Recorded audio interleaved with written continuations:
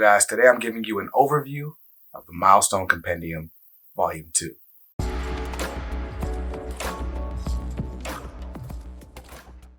Welcome back to Comics Are Dope. I'm BJ Kicks, and today we are doing another collected edition overview brought to you by the good folks over at Organic Priced Books, the best place to look for collected editions. If you are looking for a copy of this book or any other, go to the link in the description down below. You can use my coupon code BJKicks, it's my name of course, and you'll save $2 on every order.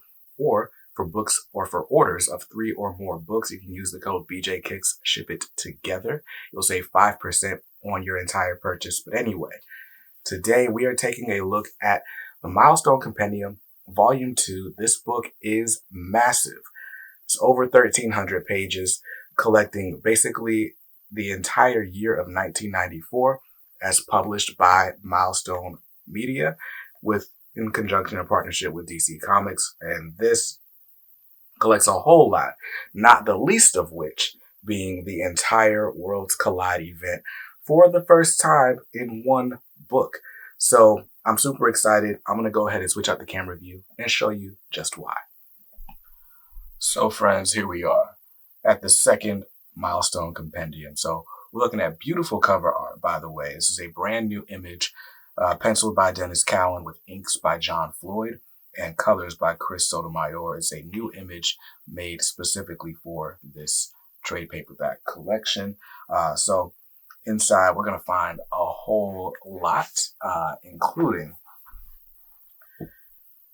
Blood Syndicate number 13 through 23, Hardware 13 to 21, Icon 11 through 21, Shadow Cabinet 1 through 4, Static issues 9 through 20, Steel 6 and 7, Superboy 6 and 7, Superman the Man of Steel issues 35 and 36, and Worlds Collide number 1. So this book includes basically everything Milestone published in 1994. Some stuff they published a little bit before, some stuff they published a little bit after.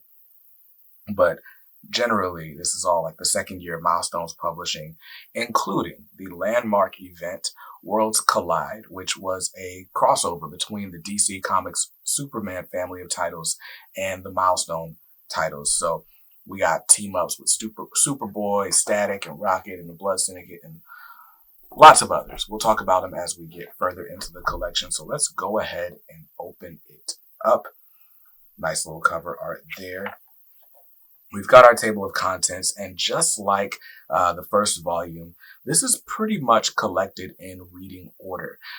It's important to know that the Milestone stuff, while it is all interconnected, it's not so interconnected that you got to read it, Hardware number 1 and then Blood Syndicate number 1 and so on. The stories kind of weave in and out of each other, and they do a really good job of doing it. So anyway, you get about 4 issues of Static, then they switch over to Icon, then they switch over to Hardware, then Blood Syndicate, and so on, until you get to the beginning of the Worlds Collide event. So Worlds Collide was a 14-part story that, like I said, took over all the Milestone titles, as well as Superman, the Man of Steel, Superboy, and Steel. So you get a bunch of issues of each of those that take place and tell the whole story of the Worlds Collide event.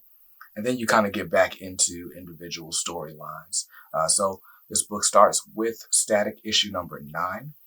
And I enjoy Static. Static is probably my favorite of the Milestone titles. And it's probably just because I read it first, right? Like I read more Static than anything else.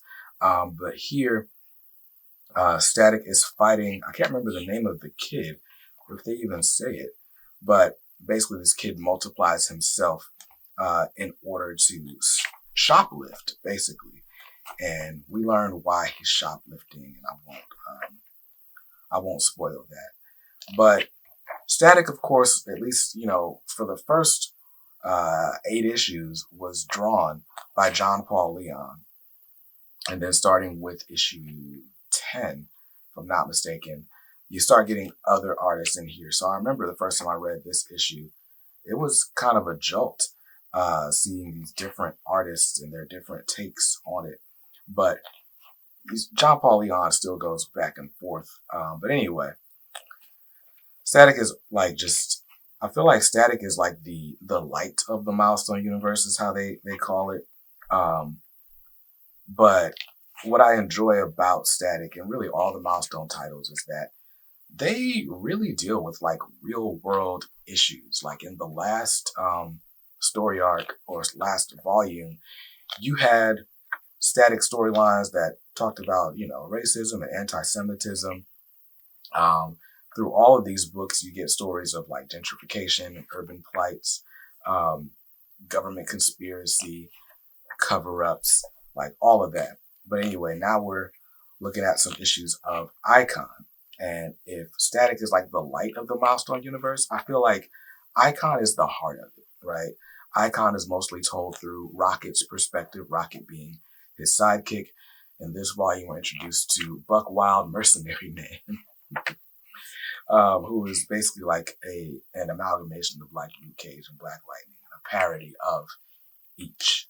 So that's cool stuff. But there's been some stuff going on with Rocket since the last volume that I don't want to spoil, so I won't spoil. But we start to see how that takes shape. We also get more going on with Hardware. So Hardware, at one point was like just super angry, and he's like kind of starting to turn a corner on his like revenge mission.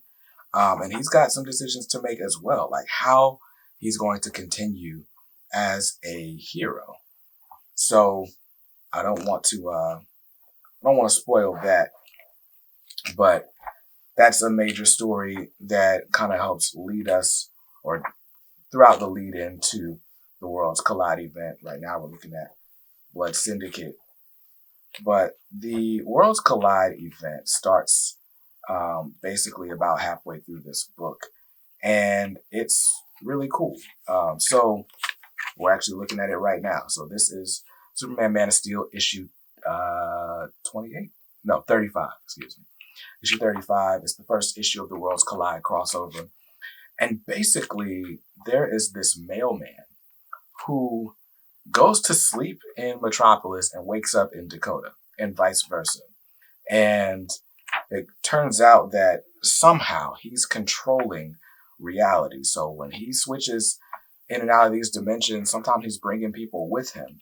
And so through this guy, Fred Benson, the Milestone Dakota universe and the DC Comics Metropolis basically start to mix and mingle with each other. And, this guy basically turns out to be super powered, right? And he's deciding after a while he's going to take his powers into his own hands, use them however he wants to use them. And so now our Milestone heroes have to, as well as the Superman family, have to team up to stop this guy, Rift. And I'll let you guys see how that ends. But what I love about the Worlds Collide event is that you get the Superman family in the Milestone titles. You get the Milestone Dakota heroes in the Superman titles. And each book is done by the same creative team that was doing it before the event. It's not like Dwayne McDuffie is suddenly writing Superboy. So we got Carl Kessel and I don't know, is it Tom Grummett, right? So look at the art style here, right? So Static looks different than he does in his own books. The coloring is different. The art is a little bit different. By the way, Superboy hitting on Rocket is like some of the funniest stuff in comics. Like it's funny. But then when you get back into the Milestone universe, it looks like Milestone, but with Steel added to it. And I just thought that was just really cool because you get to see different interpretations of these characters that you've come to know and love over 50, 60 issues of Milestone stories at this point, as well as new takes on classic characters like Superman, like Mullet Superman. So that's really cool. But again, I just love seeing this action. Now, this next book, let's see where we at. Okay, so this is Steel. We're still in Steel. Oh, we've already passed it. So in the Worlds Collide crossover, it's a one-shot. Now, one thing I love about this book is this is pretty much the only place that you can read the full Worlds Collide event in order. So right now, all the Milestone stuff is available inside of DC Universe Infinite, but the Worlds Collide one shot, which is basically part 7 of the event, has not been digitized. It's not available on any of the digital platforms. And besides that issue being missing, when you're reading this in DC Universe, it doesn't take you to the next issue in the Worlds Collide crossover. It takes you to the next issue of their respective titles. So it's like you got to do a lot of like tapping around to keep your place. It's kind of annoying. So I love that with this physically, you just read straight through and don't have to worry about, oh, am I reading the right issue next and so on. Nah, man, just turn the page, and the page that you turn to is the page you're supposed to be on. So now we're in Shadow Cabinet, which Shadow Cabinet was a book that came out of a Milestone event called The Shadow War. We're only getting the first 4 issues of it in here. I feel like it probably should have come before some of this other stuff, but I don't know. It's the thing with collecting an entire company's publishing history in a series of books, right? Like, it's probably better to have a static hardcover and then a Shadow Cabinet hardcover and so on. Or trade paperback, however we take it. By the way, that's Charlie Fish writing an issue of Static. You may recognize Charlie Fish's name from, what has she written recently? I don't even remember. The Batman Scooby-Doo stuff, if I'm not mistaken. She's been on that. Also, Superman by Grant Morrison. So that's cool stuff. But anyway, now that the Worlds Collide event is over, you kind of get back to sort of like villain of the week type stories. Still learning new Bang Babies, still learning of new villains and new challenges for each of our heroes to face. So this is Static, of course, still facing challenges. We're also going to get more stories with Hardware, with the Blood Syndicate, with Icon. Something else that's really crucial in Icon happens in this book. And I don't want to spoil what that is, but let's just say Rocket's got some decisions she's got to make, and she's gonna have to make them. Well, I won't spoil it. But here we go. DMZ versus Hardware. That's some cool stuff here. Another thing that kind of got me while I was reading this is just remembering how, I don't know if I would say mature, but mature some 90s comics were. Like some of the jokes that are made, even in the Superboy comic, I'm like, yo, like, I wonder if my mom would have let me read this stuff back then. So that's just pretty funny. And the stuff that people could kind of get away with because you just knew nobody cared. Like there's no Comics Code Authority, like checking out the issues and stuff. Like, I don't know when the camera stopped, but I was just surprised at how mature and, adult some of the jokes can get in 90s comics. So that's fun to see. But anyway, here we are. Icon and Hardware meeting up. DMZ. There's just, there's a lot going on. But anyway, Icon has like learned a lot more about how the Big Bang all happened, who was involved, who knew, who could have prevented it and did not. Just some really, really cool stuff going on. And then Blood Syndicate is still like Blood Syndicate is like the grit of the Milestone universe, right? If Icon's the heart, Static is the light, Blood Syndicate gives you the grit. And so does Hardware, if I'm being honest. I just love that all these books have such different tones and give you such different feels while, all adding to this whole universe that we've got. So this issue of Hardware is just pretty cool, like stuff that you would typically see in Back Matter. So this is actually the cover to the Worlds Collide #1 Collector's Edition. So it's a wraparound cover that's blank, but you get all these stickers. These stickers you could put on your blank cover right here. And then it also came inside of a poly bag. So just cool stuff. Just cool stuff. Then you got creator bios, and that's the end of the book. Now, a lot of people are asking, like, well, how do these compendiums hold up? Like, you can see how thick that spine is. It's a paperback. Should I be worried about it, like, folding up on me or falling apart? I mean, I flipped through this like 3 or 4 times already.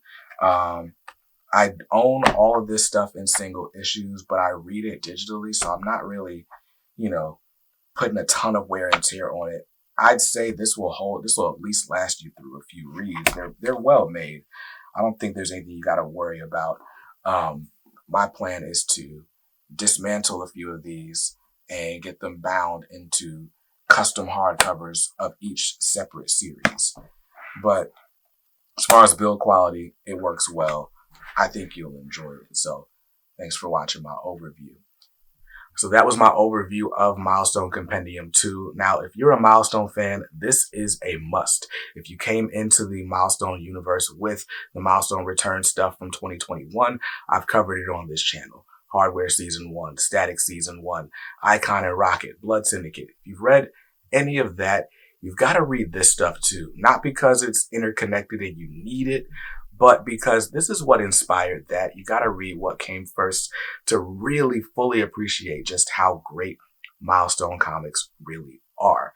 So with it being the 30th anniversary of Milestone Media as a publishing company, this couldn't have come out at a better time.